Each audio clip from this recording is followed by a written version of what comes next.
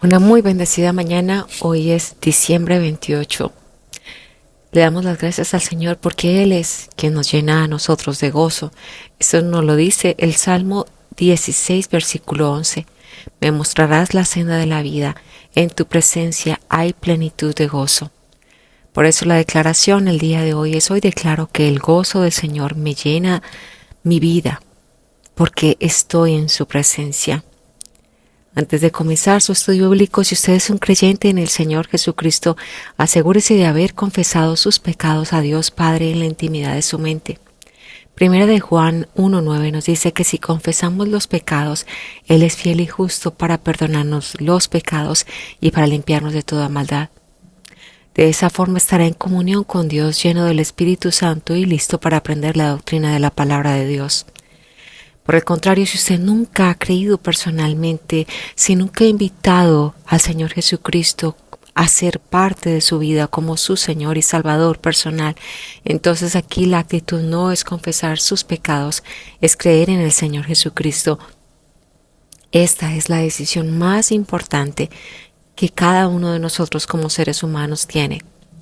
El que cree en el Hijo tiene vida eterna, pero el que no obedece al Hijo no verá la vida, sino que la ira de Dios permanece sobre él. Juan 3:36. Vamos a orar. Amado Padre Celestial, gracias Señor por este nuevo fin de semana que nos permites tener en compañía de nuestras familias o algunos de nosotros solos. En la intimidad de nuestra mente venimos ante tu presencia, Señor, a confesar nuestros pecados.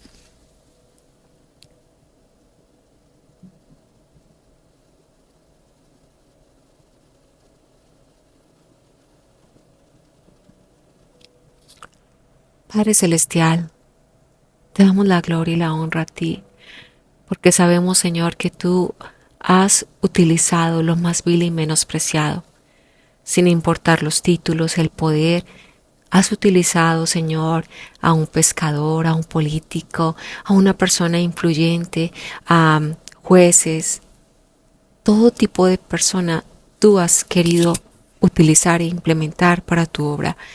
Por eso, Señor, ya casi al finalizar el año, quiero, Señor, que por favor nos permitas poder hacer una evaluación cada uno de nosotros y determinar si cumplimos o no las metas y los propósitos que teníamos para este 2024. Padre Celestial, hoy que vamos a hacer el análisis de Ebed-Melech, te suplicamos que por favor podamos utilizar este ejemplo para cambiar nuestros miedos, los temores, las situaciones del pasado, enfrentarlas y poder ser cada día más como tú. Gracias, Señor, te damos porque tenemos un antes y un después de haber conocido realmente a nuestro Dios y Padre Celestial, al Señor Jesucristo que está en los cielos y a ese maravilloso Espíritu Santo que nos guía y nos dirige. Gracias, Señor, por este estudio bíblico. Te suplicamos que nos des la sabiduría para comprender y poner por obra en nuestras vidas cada uno de estos estudios. En Cristo Jesús, amén y amén. Bueno, hoy vamos a estudiar la vida y obra de Ebed-Melech. Ebed-Melech es un personaje poco conocido pero significativo en la narrativa bíblica.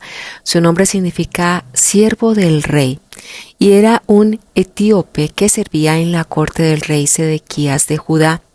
Su acto heroico de rescatar al profeta Jeremías lo convierte en un modelo de valentía, compasión y fe en medio de una época de decadencia espiritual y política. Si de pronto hay situaciones o partes de esta historia que tienen connotaciones con nuestras vidas actuales, vas a comprender que el Señor es el mismo ayer, ahora y siempre.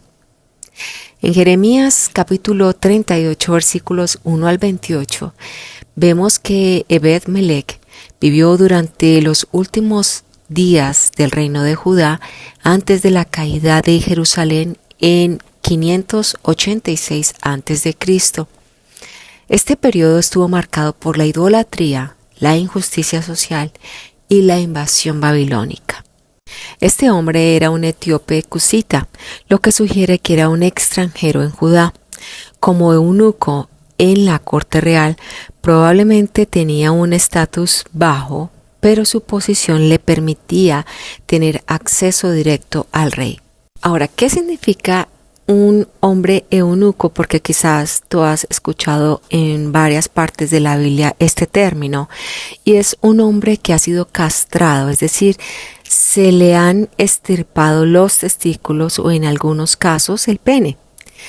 Esta práctica tiene una larga historia y se realizaba por diversas razones culturales, políticas y sociales en diferentes civilizaciones.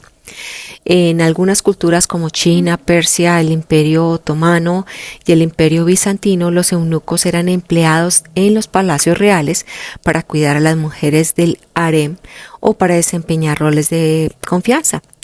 También podrían cumplir labores administrativas y eran considerados leales y sin intereses familiares que pudieran inferir con sus deberes. Es decir, por un lado, las mujeres tenían ese proceso de prevención de que no iban a tener hijos o relaciones con estos hombres, y por otra parte también ellos no podrían tener hijos, así que no iban a generar mayores gastos para el rey. Algunos también eran cantantes y músicos, tenían una capacidad de mantener una voz aguda debido a la castración antes de la pubertad. Esto era especialmente común en Europa durante el Renacimiento y el Barroco, donde los castrati eran famosos por su talento en la música sacra y la ópera. También algunos de ellos eran guardias y guerreros. Bien, entonces, la situación económica de aquel entonces es que, siendo un siervo del rey, su situación económica dependía del favor real, es decir, de lo que el rey le quisiera dar. No era rico, pero tenía influencia debido a su cercanía con el monarca. También en el aspecto de la espiritualidad, Ebed-Melech demostró una fe profunda en Dios al arriesgar su vida para salvar a Jeremías. Su confianza en Dios le valió una promesa de protección divina durante la caída de Jerusalén.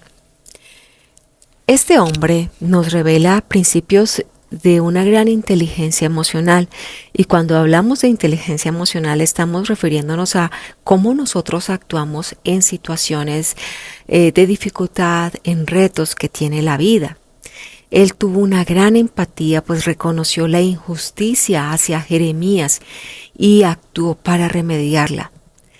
¿Cómo actúas tú cuando ves una injusticia? Este hombre tuvo una valentía emocional porque enfrentó a los oficiales del rey, desafiando su autoridad y arriesgando su vida. Muchas veces nosotros como creyentes nos colocamos del tú a tú a pelear con otras personas sin tener una razón de peso, y muchísimo menos porque el Espíritu Santo nos indique que lo debamos hacer, sino solamente bajo nuestras emociones. Es muy diferente cuando el Señor te envía a hacer algo a cuando tú lo haces en tus fuerzas. Este hombre utilizó el reencuadre, que es una técnica de la programación neurolingüística, porque presentó el rescate de Jeremías como un acto justo y necesario para convencer al rey. Manejó una gran comunicación efectiva porque habló directamente con el rey Sedequías usando argumentos claros y respetuosos. Algunas personas dirán, bueno, pero es que yo no soy una letrada, yo no he ido a la escuela. ¿Sabes? En este tiempo que he estado haciendo los devocionales, yo me he dado cuenta que indiscutiblemente quien le da a uno la sabiduría y la habilidad para hablar es el Espíritu Santo. En la medida en que tú se lo permites, en la medida en que tú quieres aprender, el Señor va a ir abriendo tu mente para comprender la palabra y utilizar argumentos claros y respetuosos, como fue en el caso de este hombre.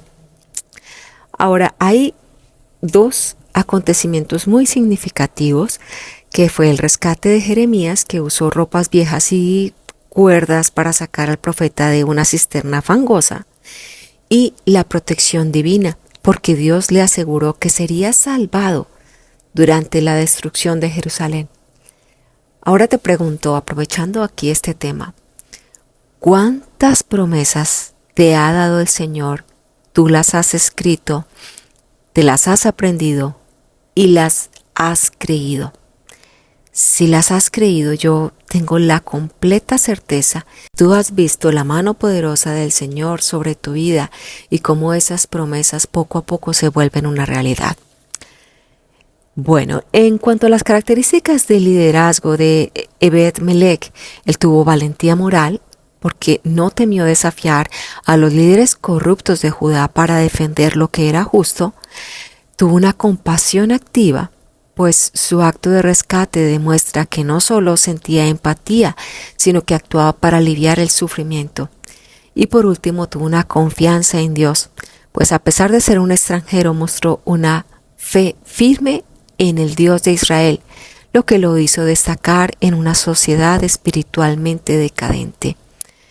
No lo sé, quizás el Señor te esté colocando en una posición que quizás sea incómoda para ti, pero que Dios tiene bajo control y que hará resplandecer su luz en tu vida y en las personas que están a tu alrededor. Vamos a orar. Amado Padre Celestial, gracias te damos, Señor, por esta palabra. Señor, a veces pensamos que nuestras dificultades, nuestras debilidades, los retos que pasamos son supremamente grandes, imposibles de traspasar. Sin embargo, tú nos revelas a través de cada uno de los ejemplos de tu Biblia, de tu doctrina bíblica, que sí es posible lograr esas metas con éxito cuando te damos la gloria y la honra a ti. Cuando te buscamos a ti primero, antes que al mundo y antes que los placeres de esta vida. Señor, te suplicamos que por favor nos des la valentía, la empatía y la fe para actuar con justicia y con integridad, aun cuando hayan riesgos personales. Gracias, Señor, en Cristo Jesús. Amén y amén. Muy bien, espero verte mañana en un super video que tengo preparado para ti en este canal. También te quiero recordar que hay un taller que voy a realizar en enero 6 y enero 8 para reprogramar tu mente para el éxito, donde sanarás las heridas del pasado, romperás patrones limitantes y reprogramarás tu mente para el éxito. Si te has dado cuenta, en este canal constantemente estoy hablando del proceso de transformación mental para poder alcanzar nuestras metas y es supremamente importante perdonar y avanzar. Si estás interesado o interesada en inscribirte, aquí te dejo el link en este devocional para que puedas inscribirte. El precio es de $67, pero es por tiempo limitado, dado que este taller tiene un costo habitual de $147. Dios te bendiga y un fuerte abrazo.